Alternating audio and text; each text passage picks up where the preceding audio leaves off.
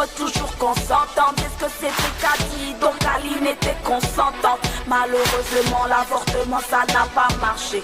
Aline perd ses jambes, désormais elle peut plus marcher. Boom fire, c'est encore Millie Parker. Boom fire, original ragamuffin. C'est toi et moi contre le monde, je veux plus que tu me le dises. Ça n'a duré qu'une seconde, fallait que tu précises. Maintenant que je suis plus bien, qu'est-ce que mon père va dire? Je ne peux pas vivre avec, je préfère repartir.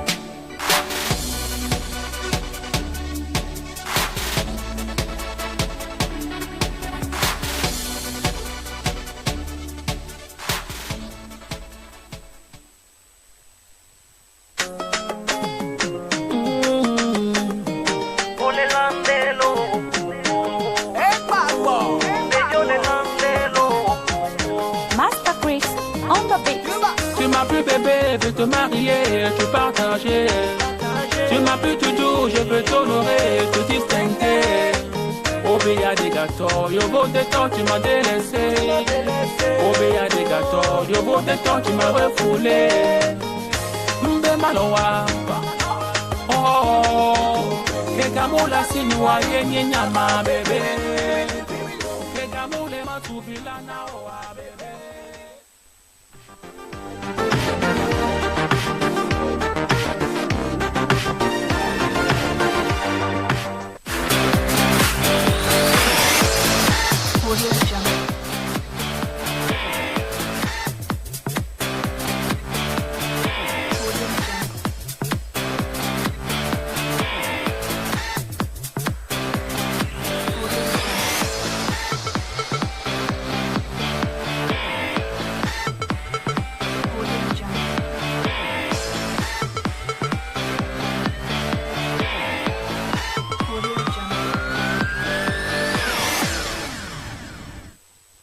Il est 13h30 à Aguekakeli.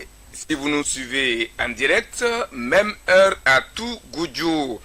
Bienvenue à tous, chers fidèles de la paroisse Bon Berger de la télévision deuxième. C'est le jour et l'heure de la messe médiatique. Une messe qui sera dite autour de 4 évangiles, à savoir la CEDEAO au chevet de la crise politique togolaise, le colloque national sur le dialogue interreligieux avec la convention des oulémas, Mohamed VI, la bataille de Sani Yaya contre les microfinances illégales et bien entendu les luttes traditionnelles et voilà un pays kabien. Tout ça selon le regard et l'appréciation de la presse écrite en direct de cette paroisse, de modérateurs que vous aurez l'opportunité de découvrir. Ça fait un an, jour pour jour bientôt, que le Togo traverse une crise politique. Le pouvoir et une coalition de 14 partis de l'opposition sont à couteau tiré. Des marches, des meetings de concertation et aussi 4 rounds de discussion en présence des médiateurs ou facilitateurs semblent ne rien donner de palpable. Et il paraît que le destin de la crise est présentement entre les mains de la Communauté économique des États de l'Afrique de l'Ouest, CEDEAO, vers qui tous les regards sont présentement tournés. C'est en tout cas ce que l'on a envie de dire en parcourant les colonnes de certains de nos journaux dont je vous propose les commentaires. C'est notre premier évangile. C'est depuis août 2017 que la situation politique est tendue au Togo. Après plusieurs rounds de discussion, c'est toujours le statu quo. C'est le constat fait par le libéral pour qui tous les regards sont maintenant tournés vers la CEDEAO, attendu à Lomé à la fin de ce mois dans le cadre d'un sommet au cours duquel une feuille de route sera proposée pour une sortie de crise. La communauté des États de l'Afrique de l'Ouest irait-elle dans le même sens que l'État togolais en mettant entre parenthèses les réformes au profit des élections, se demande le Forum de la semaine, qui fait observer qu'en attendant la feuille de route de la CEDEAO, les talibans de l'ANC, comme ils le désignent, menacent et mettent en garde contre toute décision contraire à leur déshydratat. Pendant ce temps, nous dit Nouvelle Opinion, Emmanuel Macron se dit confiant pour la résolution de la CEDEAO. Cette réaction de Macron, précise le journal, fait suite à la polémique autour du crédit à accorder à l'institution sous-régionale.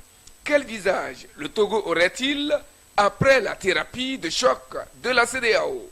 Se demande l'éveil de la nation qui fait observer que lorsqu'on s'en tient aux déclarations des chefs d'État qui s'impliquent dans la recherche des solutions pour notre pays, on comprend aisément que les acteurs politiques togolais sont diamétralement opposés en ce qui concerne les concessions à faire pour un dénouement heureux de la crise. Tendons-nous vers une transition sans Faure-Gnassingbé, s'interroge Actu Express qui se demande encore plus loin qui du PNP ou de UNIR est responsable de la crise togolaise. Les recommandations de la CEDEAO pour une sortie de crise au Togo sont attendues au prochain sommet annoncé sur le 31 juillet prochain. Rappelle Liberté qui voit deux scénarios qui profilent à l'horizon et qui tournent autour de la candidature ou non de Faure-Gnassingbé à la présidentielle de 2020 pour un 4e mandat au pouvoir. Selon Nathanaël Olympio, cité par le même journal, dans un autre article, le peuple togolais n'accepterait pas une solution de la CEDEAO qui ne répondrait pas à ses aspirations. Pour le dialogue, la feuille de route de la CEDEAO est attendue sur fond de spéculation. Nous courons le risque d'une crise institutionnelle si nous n'organisons pas les élections législatives au Togo avant la fin de l'année 2018. Avertissement ferme du ministre Boukwesi Payaroa de l'administration territoriale, de la décentralisation et des collectivités locales relayées par le même journal. Selon Chronique de la semaine, il est question pour les leaders de la C14 de dire la vérité, toute la vérité, rien que la vérité à leurs militants, que la feuille de route de la CEDEAO s'imposera à tous sans exception. Et à présent, découvrons les modérateurs de cette messe. Abbas Issaka à droite, c'est le curé de la paroisse, le Magna Libéré, donc directeur de production de Magna Libéré. Bonjour Abbas et bienvenue sur ce plateau et dans cette messe médiatique. Bonjour Eric, bonjour à tous ceux qui sont branchés et qui nous écoutent. À gauche, Charles Afoumé, il est rédacteur au courrier. Bonjour Afoumé. Bonjour Eric, bonjour à tous les téléspectateurs. Foli Kani assure le cadrage. De l'autre côté, c'est Emmanuel Lago. Voilà les civilités et à présent, disons la messe. Alors, chers confrères, vous avez suivi pourquoi les uns et les autres ont le regard vraiment rivé sur la CEDEAO pour la résolution de la crise. Abbas. Oui, mais c'est clair, tout le monde, tous les Togolais, même les acteurs politiques ont les yeux rivés actuellement sur la CEDEAO pour la résolution de la crise. Étant donné que depuis quelques mois que le dialogue entre Togolais est ouvert, personne, aucun d'entre eux n'a pu trouver la solution. Tout le monde est campé sur sa position, que ce soit du côté de la C14 que du côté du pouvoir, chacun est campé sur sa position. Jusqu'au point où il est arrivé que la CEDEAO est intervenue avec des facilitateurs. D'abord un facilitateur, puis on a encore ajouté un deuxième facilitateur, ce qui veut dire que la CEDEAO a constaté l'irresponsabilité des acteurs politiques à trouver par eux-mêmes la solution de leur propre crise. Et elle s'est dit, désormais, je prends le dossier en main. Et actuellement, elle s'est dit, la CEDEAO, les acteurs politiques ne maîtrisent plus leur dossier. Or, le Togo fait partie d'une institution sous-régionale. S'il y a problème, ça risque d'entamer toute la sous-région. Donc, il faudrait faire de telle sorte que être d'abord et avant tout un médecin avant la mort et un médecin après la mort. Et c'est ce qui a conduit à ce que la CEDEAO prenne en main ce dossier. Aujourd'hui, tout est fignolé. On attend de voir ce que la CEDEAO va dire, parce que entre les acteurs politiques, chacun dit ceci, celui-ci dit cela, et on n'arrive pas à s'entendre. Et ça dure trop longtemps, et ça fait que l'économie même au Togo est en train de subir un coup. Et ce n'est pas seulement au Togo seul, parce que le Togo est un centre par rapport à certains pays de la CEDEAO.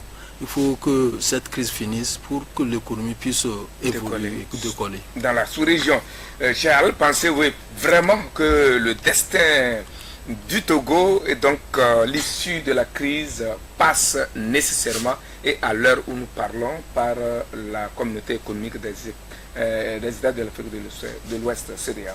Oui, je crois que même si la CEDEAO devra à terme ou à l'issue de l'Assemblée générale en fin de ce mois imposer une feuille de route pour la résolution de la crise togolaise, il va falloir que les acteurs ici et à l'interne eux-mêmes se mettent dans la disposition de résoudre définitivement cette crise. Parce que sans ça, nous courons le risque aussi de tomber dans une sorte de dénonciation des décisions de la CEDEAO, parce qu'on en a vu tout dernièrement la coalition attaquer la CEDEAO sur un certain nombre de dossiers, surtout la dernière déclaration des deux facilitateurs de la crise, parce que dans l'opinion, on s'attend à ce que la CEDEAO épouse à bras le corps toutes les aspirations, toutes les revendications de la C14. Maintenant que c'est pas le cas, on sent un peu une certaine désolation au sein de la C14. Donc je crois que à l'interne même, que ce soit UNIR ou la C14, que les deux acteurs se mettent vraiment dans la peau de résoudre vraiment cette crise. Parce que sans ça, même si la CEDEAO prend une décision, on sentira des difficultés d'interprétation, des difficultés de mise en application de cette décision. Donc, je crois qu'au sein du pouvoir, ils savent vraiment ce qu'il faut faire pour résoudre la crise. Au sein de la C14 aussi, ils savent vraiment ce qu'il faut pour résoudre la crise. Parce que au final, on se dit que, bon, c'est pas eux les réelles victimes de la crise, donc... Quand deux éléphants se battent, ce sont les... Absolument. Donc... Oui, donc ceux qui ressentent vraiment les impacts de cette crise, ce sont d'abord les commerçants, ce sont d'abord nos femmes, nos bonnes dames au marché qui se plaignent tous les jours. Donc il faut quand même pratiquement, ça fait bientôt 1 an que cette crise, donc il faut que les acteurs prennent la mesure de la situation et qu'ils décident vraiment de sortir de cette crise. On ne cessera jamais de le dire depuis que nous en parlons. On a toujours lancé ces appels, mais jamais on a eu gain de cause. Mais je crois qu'il n'est jamais trop tard pour espérer. Que risque-t-il de se passer à Basse à partir du soir du 31 juillet, date à laquelle le verdict, si je peux le dire ainsi, de la CEDEAO est attendu, surtout lorsqu'on sait, comme il venait de le dire, que lorsqu'on sait, comme l'ont relevé certains, et comme il vient de le dire, que certains comme l'ANC mettent en garde, si je peux également le dire ainsi, la CEDEAO contre toute décision n'allant pas de ses aspirations. En fait, la CEDEAO n'est pas là pour travailler pour un camp ou pour un autre. Il y a Alpha Condé, un des facilitateurs, qui a dit ça à ces acteurs politiques, à ces protagonistes qui étaient rassemblés la dernière fois à l'hôtel de février, qui n'est pas là, qui ne sont pas là, et la CEDEAO n'est pas là pour un camp ou pour un autre. Dans tous les cas, les décisions seront prises. Et ceux-là qui espèrent mettre en garde la CEDEAO, je ne sais pas, par la chimie, en vertu de quoi quelle force ils ont pour mettre en garde toute une institution sous-régionale qui a les moyens. Nous avons vu déjà même mettre en garde des ministres ici en cas d'échec de marche, mais ça n'a pas marché. Mais le problème, c'est qu'il faut arrêter de faire des menaces et mettre l'intérêt général au-dessus de tout ego. La classe politique et les protagonistes doivent laisser leur ego à part et dire que nous sommes là pour travailler pour le bien de la population. Parce que quand on va à une négociation, on ne s'attend pas à tout gagner. Et la CEDEAO, quand elle va prendre sa décision, elle ne va pas prendre une décision, bien une recommandation en dehors des règles constitutionnelles de l'État. C'est la loi de l'État qui sera respectée lorsque les décisions seront prises. Lorsqu'on a pris le communiqué la dernière fois, la CEDEAO a pondu le communiqué la dernière fois, ça respectait les règles de la Constitution, la loi togolaise. On n'ira pas en dehors de cette règle, de la loi fondamentale du pays.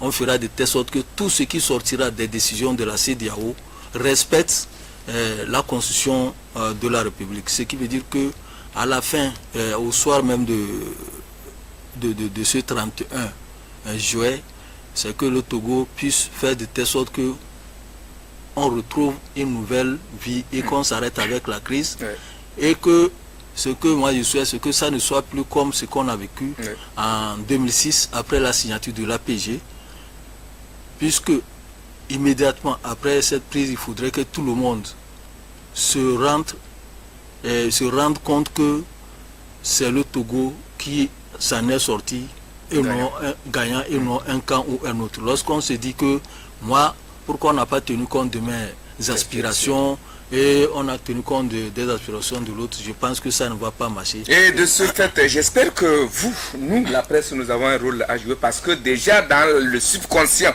du commun des mortels, il se dit et il se pense que le 31 juillet prochain, la CEDEAO viendra out for Nyasingbe et in Tchadam ou... Ça, c'est pas...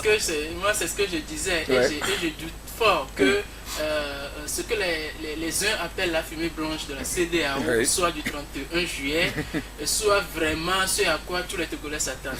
Pourquoi je dis cela? Parce que vous allez voir la dernière décision ou le dernier communiqué des deux facilitateurs de la fois passée donne à peu près des idées de ce que sera le communiqué final au soir du 31 juillet. Pourquoi? Parce que déjà les facilitateurs enjoignent les acteurs à trouver par eux-mêmes la crise et déjà fixent à peu près une date butoir pour l'organisation des élections législatives de peur de tomber dans une crise institutionnelle.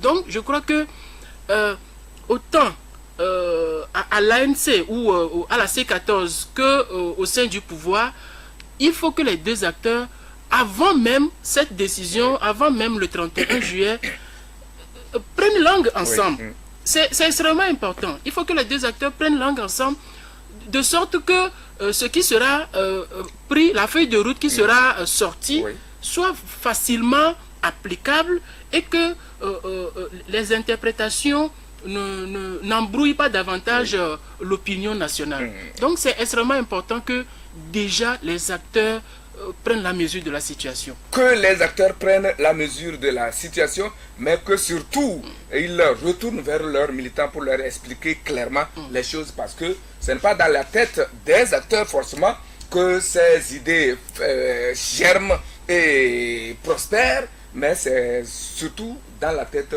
des populations. Et là, je reviens au rôle à jouer de la presse.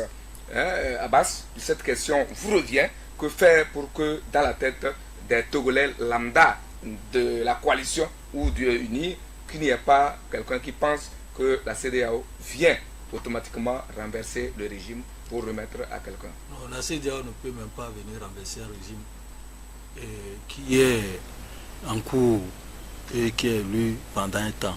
Ça va être un précédent très dangereux au niveau même de ces chefs d'État.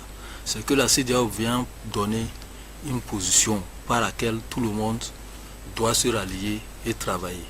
Il ne reste maintenant qu'aux partis politiques eux-mêmes, au cours des meetings qu'ils veulent organiser, d'expliquer à la population que voilà ce que nous demandons, voilà ce qui nous est revenu, mais en attendant, on va travailler là-dessus. Les médias aussi ont leur rôle à jouer dedans.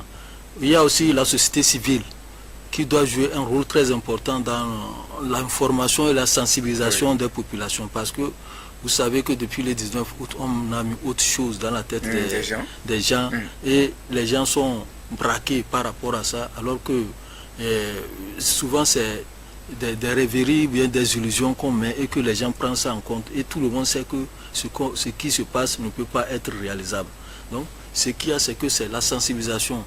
On apprend qu'il y a la coalition qui avait prévu des marches, des meetings de sensibilisation. Nous espérons que ce soit dans ce sens qu'on explique, parce que la C14 a dit que c'est pour expliquer aux populations ce qui se passe et comment ils sont arrivés à ce que la CEDEAO prenne le dossier en main. Donc, ce serait des choses comme ça qu'on peut faire même au lendemain du 31 juillet pour permettre aux uns aux autres de comprendre le bien fondé et de la décision même de la CEDEAO, parce qu'il ne sert à rien de dire que nous sommes contre ce que la CEDEAO a pris comme position, et ça risque même de coûter cher, parce que personne, nul n'a le droit de contester une décision qui va même dans l'intérêt même de la population, pour dire que parce que telle position n'a pas été prise en compte, ça ne peut pas aller. Et quant au problème, la CEDEAO même a des choses à son niveau. Il y a des règlements qu'il prend, il y a des choses, des communiqués qu'il prend aussi. Il y a aussi certaines choses qu'il prend et qui sont en termes d'escalier. Donc certains sont bien mis en application et c'est ce qu'on attend le 31 juillet prochain, puisque les communiqués n'ont pas même droit à mettre en branle la Constitution, bien une décision correcte comme ça. C'est un communiqué qui fait des recommandations, et ça, c'est comme les communiqués que un ministre prend ici pour dire que j'interdis les marches. Ce communiqué n'a pas valeur juridique. C'est la même chose pour le communiqué de la CEDEAO la fois dernière. C'est un communiqué qui est sorti après un travail entre les protagonistes de la crise et les facilitateurs. Ça n'a pas valeur juridique pour dire quoi que ce soit. Mais ce qui va arriver prochainement de la CEDEAO le 31, parce que c'est le compte rendu qui sera fait de ces démarches, c'est ça qui va être fait. Ça doit être peut-être une décision qui va être prise comme on l'a fait ici avec la Guinée, où on a nommé un premier ministre à partir de Lomé, et le premier ministre a pris fonction en Guinée et ça marche actuellement. Donc c'est dans ce sens que les choses évoluent. Mais pour le moment, c'est qu'on attend, et il faudrait que chacun garde son calme et d'arrêter les menaces à l'encontre de l'institution sous-régionale, parce que ça ne sert pas ça ne sert même pas le Togo à ceux qui le font. Oui, non, mais ce que je voulais ajouter, c'est beaucoup plus concernant la question du rôle de la presse en général. Parce qu'il faut le dire aussi, si nous sommes aujourd'hui à ce niveau de déliquescence de la crise togolaise, la presse aussi en est pour quelque chose. Ce n'est pas de l'autoflagellation, mais c'est une réalité qu'il faut avoir le courage de le dire. Nous en sommes aussi pour quelque chose. Il va falloir que les professionnels de la presse, toutes les organisations de la presse prennent la mesure aussi de la situation. Je répète encore, parce que le Togo nous appartient à nous tous. Et si l'image du Togo est écornée à l'extérieur, c'est que c'est nous, tous Togolais, qui en pâtissons. Et donc, il va falloir que la presse togolaise fasse un travail d'investigation, un travail professionnel et impartial.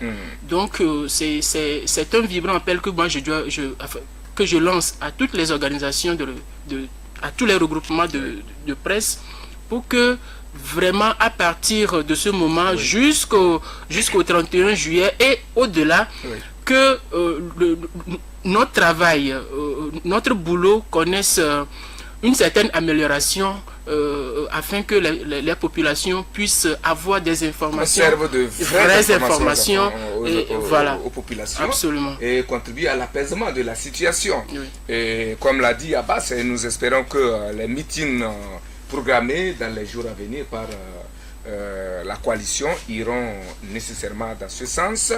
Meeting, là on fait une ouverture, il y en a également pendant que la coalition se chauffe pour des meetings et des marches, c'est unir le parti au pouvoir qui continue par reboiser aisément son terrain. Oui. On a eu encore des comités préfectoraux, cantonaux et autres à l'intérieur du pays qui sont en train de s'installer. C'est aussi ça. C'est pour dire que de ce côté-là, c'est la sérénité. On fonce droit vers les élections. Non, je crois que c'est aussi le travail quotidien, c'est l'activité normale d'un parti politique qui doit être constamment sur le terrain afin d'informer les populations sur les idéaux du parti afin que le moment venu, pour qu'on puisse solliciter le suffrage de ces populations. Donc, je crois que d'abord, un parti qui a tout ce moyen-là, qu'on connaît du parti au pouvoir, je crois que ils sont constamment sur le terrain. Et c'est ce qui pousse aussi certains à dire que, voilà, si on dit que les élections ont été fraudées et tout, en partie, le pouvoir a travaillé quand même en amont, avant que les résultats ne sortent. Donc, je crois que tous les autres partis aussi doivent en faire autant afin que les populations soient informées. Parce qu'il y a des localités aujourd'hui, si vous y allez, ils ne connaissent même pas les autres partis. Ils ne connaissent pas les autres partis.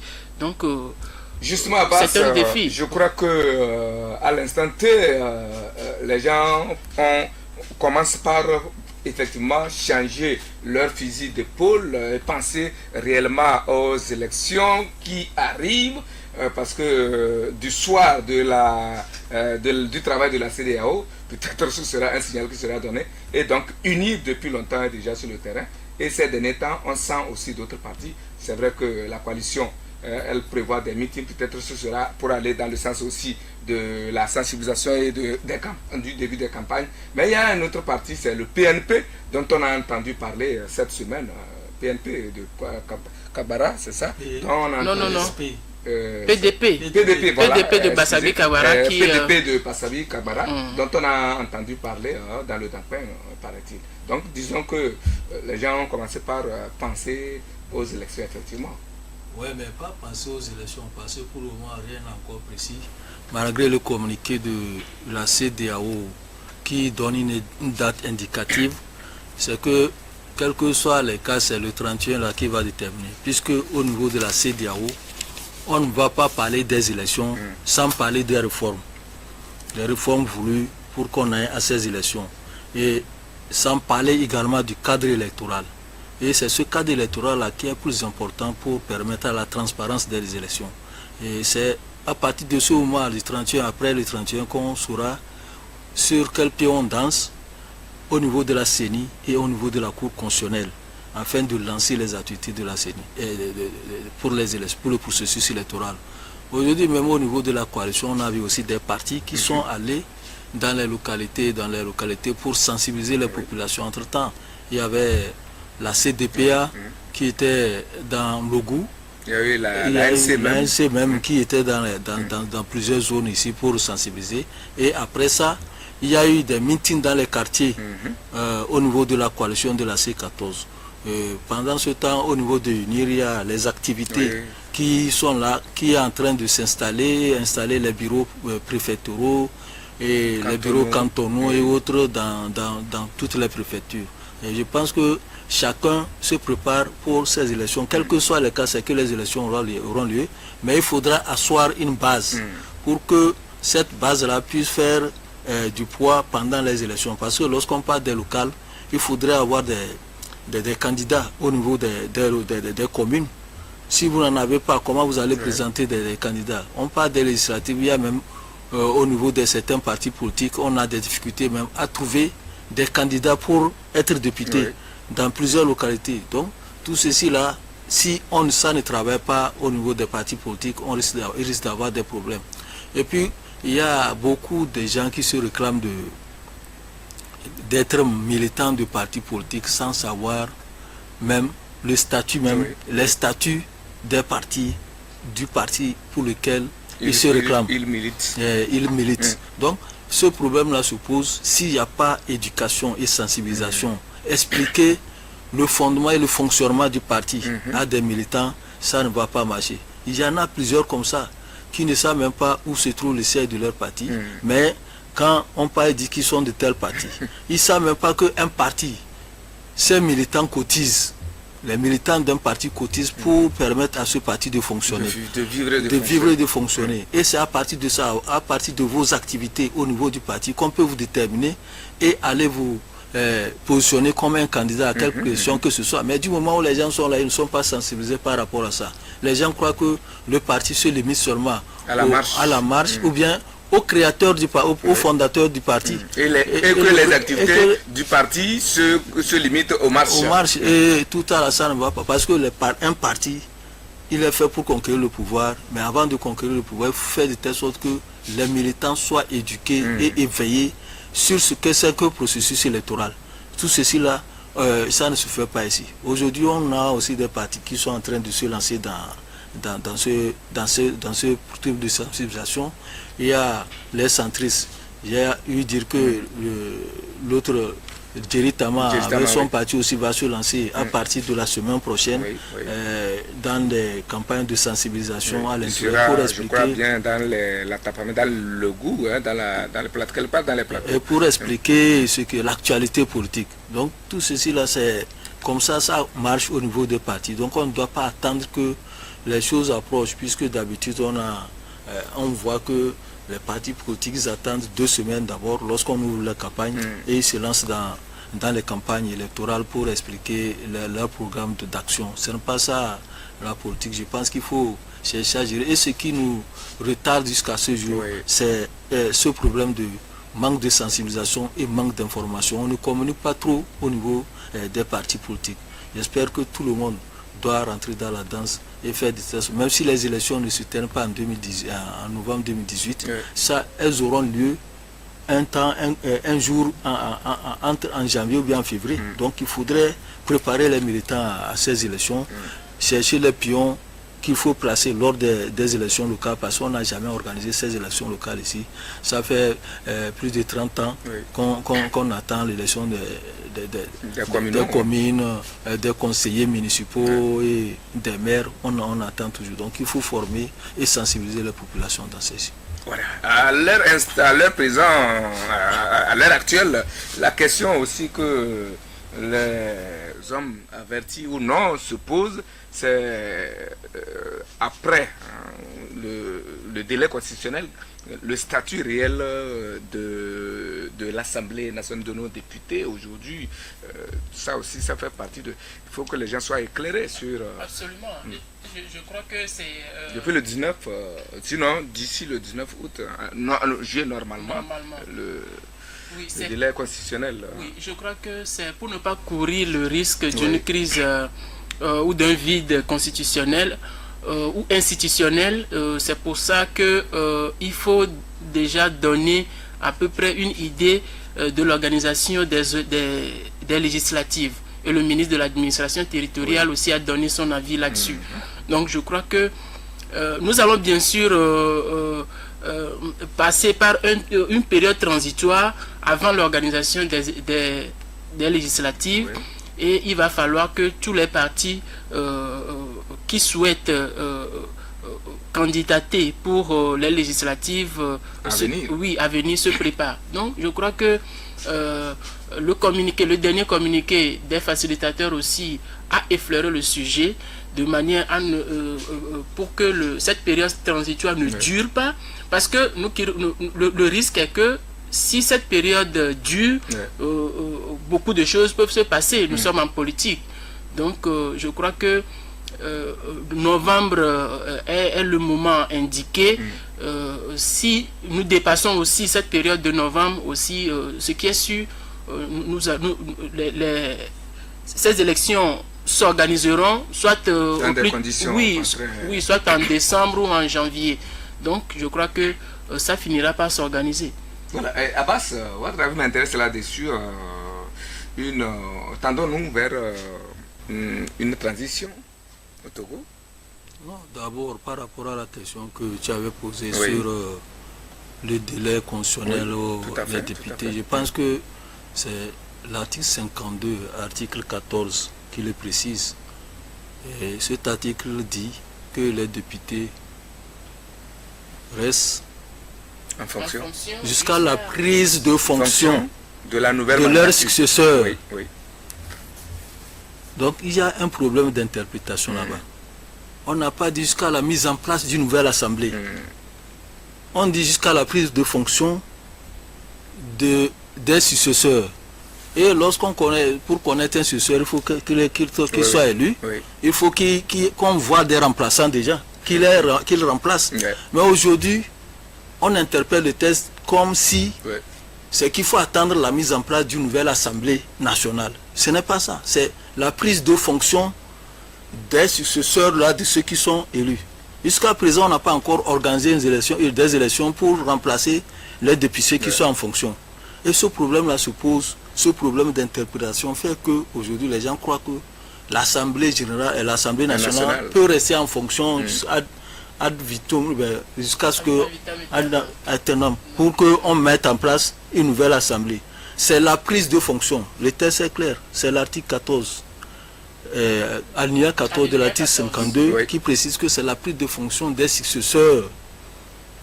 Donc, puisqu'on n'a pas encore mis en place, élu les députés, les successeurs, ils restent en fonction illégalement, ça, puisqu'on dit qu'ils ne sont pas encore élus. On les élit, et on les remplace, et les successeurs attendent pour prendre fonction et les autres là-bas. Donc il y a un problème d'interprétation. C'est vrai qu'il nous faut un constitutionnaliste sur ce plateau pour nous expliquer de long en large, mais je crois que ce que vous dites n'est pas à exclure également. Oui, tout à fait, c'est pas à exclure, mais je crois que le législateur aussi a prévu ces genres de situations. C'est-à-dire que à partir du moment où nous n'avons pas encore une nouvelle élection pour que nous ayons de nouveaux députés, ceux qui sont en fonction, ceux qui étaient en fonction, peuvent continuer par légiférer jusqu'à ce que d'autres députés ne soient élus. Donc je crois que cette situation ne peut pas échapper aux législateurs. Non, ça n'a pas échappé aux législateurs. C'est la période dont on parle là. Les députés qui restent là en fonction jusqu'à la mise en place d'autres ne peuvent pas. C'est comme des gens intérimaires. Lorsqu'on prend quelqu'un comme intérimaire, il ne peut pas prendre une décision d'envergure qui engage même la nation. C'est ça le problème. C'est ça le problème dont on parle par rapport à cette période de transition dont on parle. Ceux-là qui sont élus de façon, qui sont là de façon intérimaire, en attendant qu'ils soient en place. Ne me semble pas convenable. Ça fait 5 ans qu'ils sont en fonction. Et si on doit les considérer, parce que même parmi eux, il y aura encore des gens qui seront encore candidats à leur propre succession. Donc, si la constitution le leur permet. Oui, bien sûr. Oui, donc je crois que c'est parce que ils sont déjà en fonction, ils ont déjà le statut là, ils jouissent déjà de ce. Oui, donc jusqu'à un certain temps. Oui, oui, bien sûr. Bien sûr. Si le délai est dépassé, le législateur aussi a prévu ces situations. C'est la même chose pour le cas du président de la République. Si il reste en fonction jusqu'à la mise en place de son successeur. Oui.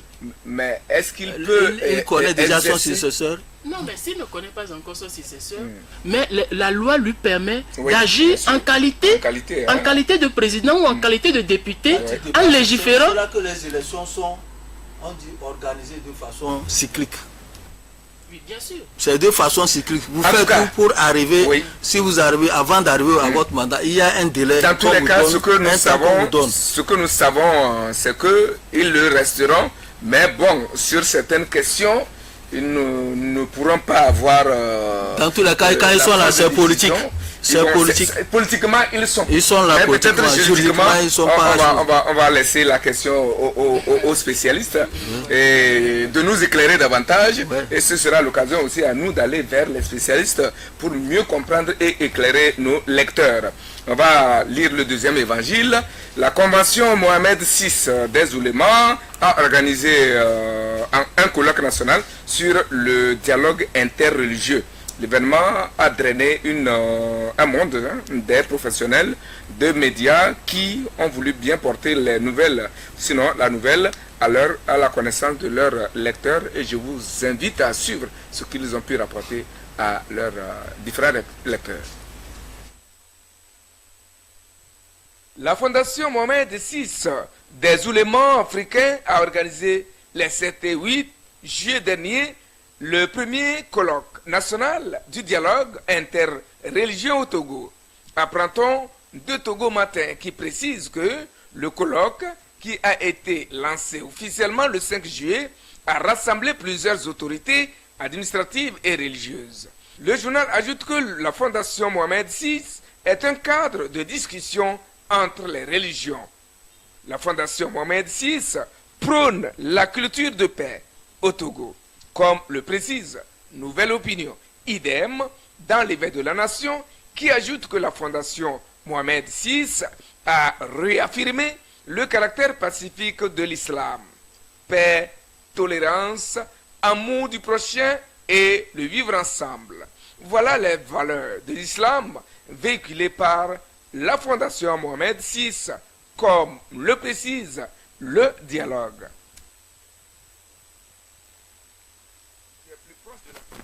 On peut, à partir de toi, savoir ce que c'est que cette Fondation Mohamed VI. C'est un parti politique encore. Je ne suis pas proche de la Fondation, moi je suis journaliste. D'accord. Avec le colloque là que moi j'ai su que la Fondation Mohamed VI existe, parce que c'est son premier colloque du genre au Togo. Et qui a rassemblé les autorités administratives, politiques et religieuses pour parler de la religion. Aujourd'hui, vous n'êtes pas sans savoir que depuis quelque temps, il y a la religion islamique qui est en souffrance par rapport à ces djihadistes et la paix de beaucoup de pays est menacée avec ces gens de djihadisme, les gens qui vont commettre des crimes au nom de l'islam dans des églises et même dans les mosquées. Oui. Les mosquées ne sont pas épargnées.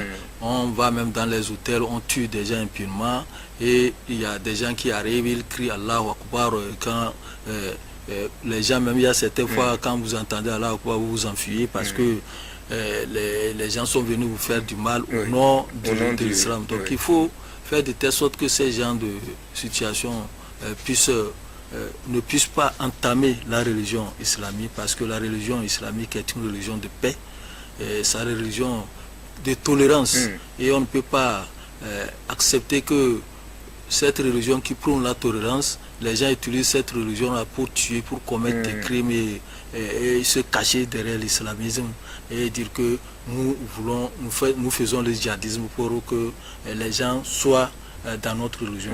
L'islam n'a jamais demandé ça. L'islam prône la tolérance dans les religions. L'islam prône la paix. D'abord le mot salam, vous entendez, c'est la paix. Donc l'islam prône tout ça là. Et lorsque on vient commettre des actes délictueux en son nom, ce qu'il faut chercher à comprendre, parce que ce n'est pas la première fois qu'il y a ces genres de sensibilisation s'organisent. Il y a la fondation Abdou Asma qui se lance dans ces genres de sensibilisation pour faire comprendre au mieux le bien fondé de l'islam, ce que c'est que l'islam et le contraire de ce que les gens sont en train de faire au nom de l'islam. Je pense que le séminaire là, le colloque là, entre dans ce genre de situation et que nous espérons que ces genres d'explications et de formation, de sensibilisation puissent continuer afin que les gens savent exactement ce qu'est le vrai islam. Oui, Charles, votre avis, comment avez-vous trouvé cette initiative? Oui, non, en soi et sur le principe, c'est une initiative louable. louable parce que la religion musulmane souffre vraiment de ce statut, Oui. de cette étiquette qu'on lui colle et qui entame vraiment l'image de cette religion sur le plan international. Mais au-delà, la fondation Mohamed VI, selon moi, à mon avis, est aussi en train de s'installer pratiquement dans l'Afrique subsaharienne. Et aujourd'hui, elle est pratiquement présente dans 34 pays. Et c'est un grand travail qui est en train de se faire. Sauf que cela permet aussi au Maroc de s'assurer une certaine hégémonie sur l'Afrique subsaharienne. Et parce que déjà nous-mêmes, si je peux le dire, nous prêtons le flanc. Parce que les diverses interprétations religieuses ouvrent la voie à ces genres d'actes délictueux au nom de ces religions. Donc je crois que c'est un grand travail qui doit se faire et que les populations, les concernés sachent vraiment que l'islam c'est une religion de paix et en dehors de l'islam, il n'y a même pas de religion qui soit en contradiction avec la paix. Donc je crois que aujourd'hui, c'est l'image de l'islam qui est écornée. Il va falloir qu'un grand travail se fasse là-dessus. Je crois que c'est dans ce cadre-là. Maintenant, ça permet au Maroc de s'assurer une certaine présence dans presque tous les pays subsahariens. Donc, je crois que bon vent à cette fondation. Merci beaucoup et nous espérons que de telles, comme l'a dit Abbas, de telles initiatives se multiplient pour que les populations soient suffisamment informées sur les fondements et les principes, les valeurs de cette religion qui, en fait, dans son essence même et dans son fondement, n'est qu'une religion de paix comme toutes les autres religions. Alors, on va lire l'évangile selon Saint Sani Yaya, peut-être vers la fin des microfinances illicites et peut-être aussi vers la fin du calvaire de certains citoyens. Suivez mon regard. Il paraît, selon ce que la presse nous a livré cette semaine finissante, que le ministre de l'économie et des finances, Sani Yaya, a déclenché une guerre sans merci contre les microfinances illégales, histoire d'assainir le secteur. Suivez le troisième évangile, l'évangile selon Saint Sani Yaya. Économie. Sani Yaya déclare la guerre aux microfinances illégales, apprend-on de flambeau des démocrates. Selon le Mania libéré, près de la moitié des institutions de microfinance au Togo ne disposent d'aucune autorisation.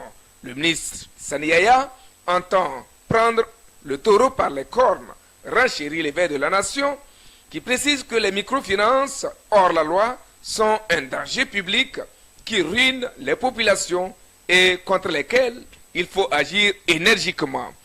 Fraternité, qui publie la liste de 115 microfinances agréées, se demande si l'État n'est pas complice du grand désordre. Selon Sania, chers confrères, comment trouvez-vous cette démarche du ministre de l'économie et des finances qui intervient au XXIe siècle, en 2018? Oui, l'histoire retiendra. Oui, c'est en 2018 que ces microfinances, à ce XXe siècle, que ces microfinances ont pris de l'ampleur. Ça dépend de comment les gens vivent ça. Parce que quand vous prenez, il dit qu'il va partir en guerre contre ces microfinances. Et nous espérons qu'il partira vraiment en guerre contre ces microfinances. Parce que moi, je me dis qu'il ne s'agit pas de faire des effets d'annonce. Il faut aller aux actes. Parce que ces microfinances sont vraiment, ils sont devenus un danger public pour les populations. Et moi, je considère que quelqu'un qui veut faire dans le finance, dans l'économie, je ne sais pas pourquoi la personne ne va pas obtenir un agrément avant de se lancer dans cette aventure. Et vous n'êtes pas sans savoir qu'il y a des gens, ceux-là qui veulent des gains faciles. Il suffit que la personne puisse trouver quelques sous. Il vient et loue une cabane quelque part. Et puis, il écrit microfinance tel, sans aucune base légale. Et commence, il recrute des jeunes filles et des jeunes garçons pour aller faire des collectes auprès des gens dans les maisons, dans les ateliers, des pauvres dames dans les ateliers ménagères. Et quelque temps après, tu le vois, il devient pourri d'argent et il s'enfuit. Lorsque les gens viendront pour dire nous voulons prendre notre argent, bien nous voulons un prêt, on ne retrouve plus la personne et elle s'enfuit avec les milliards et des centaines de millions de ces pauvres populations, de ces pauvres gens qui lui ont fait confiance. Donc c'est là, je dis que il ne faut pas que le ministre reste sur le plan oral. Quand il a dit qu'il va partir en guerre, qu'il mette les moyens pour que ceci la finisse. Parce que des gens qui sont dans ces gens, on a les associations qui sont là à PIM, qui travaillent dans ce sens, surtout lorsqu'il y a des gens qui veulent aller déposer leur argent dans une structure de microfinance, il est plus loisible de contacter même les associations de microfinance là qui existent, parce que les listes de ces microfinances sont affichées pour ne pas tomber dans ces genres de traquenards où vous arrivez et puis vous ne voyez plus les choses. Parce que il y en a beaucoup, nous avons dit ça, que plus de la moitié qui opèrent sur le territoire togolais et surtout dans la capitale, la moitié sont illégaux, ils n'ont même pas d'agrément et ils opèrent aussi facilement comme ça. Et clandestinement. C'est pour cela que le Fatente a dit que c'est avec la complicité des parce que ils opèrent aux yeux aussi des gens. Vous savez que les gens sont venus, ils n'ont même pas d'agrément, et ils opèrent. Mais il faut mettre du personnel pour faire le tour de ces microfinances et demander, réclamer les agréments, voir si réellement, quand vous êtes installé, vous avez chose. Nous avons vu la dernière fois, on a publié la liste des écoles privées non agréées, ou agréées. Mais malgré que depuis ça continue. Ça continue. Même les pharmacies. Les pharmacies, ça continue. Les centres de santé. Les centres de santé, voilà. Ça continue. Donc, ceci-là, c'est un danger. Le danger est que ce n'est pas eux-là qui sont en train de... C'est ceux-là qui viennent déposer leur argent. Le pauvre paysan, ou bien la pauvre commerçante qui vient dire que bon, on lui fait même des promesses. Son argent, on lui fait des promesses mirobolantes. Si tu atteins tel seuil, on va te faire un prêt de tel. Et elle vient et dépose son argent. Elle ne sait même pas que le monsieur est agréé ou pas. Et elle s'engage dans cette aventure. Et finalement, elle se retrouve dépourvue et démunie de tout. Et elle retombe même dans ce qu'elle était, dans une situation pire que ce qu'elle était. Non, c'est vrai. Ouais. Je crois que on peut dire enfin, parce que on a l'impression que les populations sont prises en étau. Entre d'abord une situation de précarité qu'elles vivent déjà et ces microfinances qui viennent et qui promettent le ciel. Voilà. Donc je crois que il faut que le ministre agisse vraiment. Pourquoi? Parce que, et même, il faut se demander, il n'y a aucune de ces institutions de microfinance aujourd'hui qui ne vous dira qu'elle n'a pas d'agrément ou qu'elle n'a pas un numéro d'enregistrement ou un certificat, quelque chose comme ça. Mais ça pose le problème du processus d'octroi des licences de ces microfinances. Parce que quand vous rentrez dans une microfinance, ils vous diront qu'ils ont tout. Dans tous les cas, un papier. Donc il faut vraiment reposer le problème d'octroi de licence. Donc je crois que le ministère même est impliqué. À mon avis, le ministère même est impliqué parce que aujourd'hui, vous allez voir peut-être un haut perché, quelqu'un de bien placé dans l'administration qui est peut-être derrière une microfinance. On a beaucoup de ces cas. Un DG ou un président d'administration qui est derrière une microfinance. Donc c'est pour ça que ces microfinances pilulent un peu partout, mais n'arrivent pas à rendre le service. Si vraiment ces microfinances arrivaient à occuper le terrain et à vraiment servir les populations, le gouvernement ne trouverait pas opportun d'instaurer le FNFI. Absolument. Donc, il faut que le ministre vraiment ne fasse pas seulement une déclaration. Oui, donc je crois qu'il faut qu'il agisse. Il en est de même. Il en est de même pour les systèmes, pour les structures officieuses de vente en réseau. Ils sont partout. Ils sont partout. Et vous allez voir quand vous allez à leur présentation de système de vente en réseau, ils vous diront qu'il y a tel DG derrière, ils vous diront qu'il y a tel commandant, il y a tel colonel, il y a tel président du conseil d'administration de telle institution qui est derrière et qui soutient. Donc, si vous mettez votre argent, n'ayez pas peur, vous allez recevoir peut-être le double, le triple. Il en est de même pour ces structures parce qu'ils n'ont pas d'existence officielle. Donc, ils vendent leurs services par copinage. Donc, il faut que le ministre, au-delà de ces structures, de ces microfinances, attaque vraiment le terrain pour que l'économie ressente vraiment du bon air. D'accord. Merci. Nous, on va s'arrêter sur ces souhaits-là puisque le temps nous poursuit. Parce qu'il y a encore un évangile à lire, à moins que Abbas n'ait quelque chose à ajouter. Mais je vois en train de... Sinon, nous ne pouvons que souhaiter effectivement l'applicabilité et l'application réelle de cette mesure qui est saluée à plus de 80% des populations togolaises, et que cela puisse s'étendre à d'autres secteurs comme le secteur de l'éducation où les écoles privées se multiplient chaque jour. Bientôt la rentrée, des gens vont transformer leur salon en salle de classe, et puis pourquoi pas aussi les centres de santé qui se créent également, et aussi les églises, parce qu'aujourd'hui le bruit est devenu franchement c'est un autre dossier. Je vous envoie à vos papiers. Alors, le dernier évangile que nous allons lire nous envoie directement dans la Kosa, notamment dans la région de la Kara, où les empoignades des luttes Evala ont rythmé avec les chants et les danses. C'était devant le regard curieux aussi bien des spectateurs que de la presse qui n'a pas voulu se faire compter l'événement et qui a bien voulu le partager également avec ses lecteurs. Suivez et on revient tout à l'heure pour un mot. La région de la Kara est en attraction depuis une semaine. Relève flambeau des démocrates et ceci à la traditionnelle Evala, période au cours de laquelle la culture et les affaires font bon ménage, comme le précise le journal. C'est aussi une opportunité touristique, ajoute le libéral, qui offre cette jolie empoignade en photo. Les Evalas sont à l'épreuve de leurs muscles, mentionne le manuel libéré.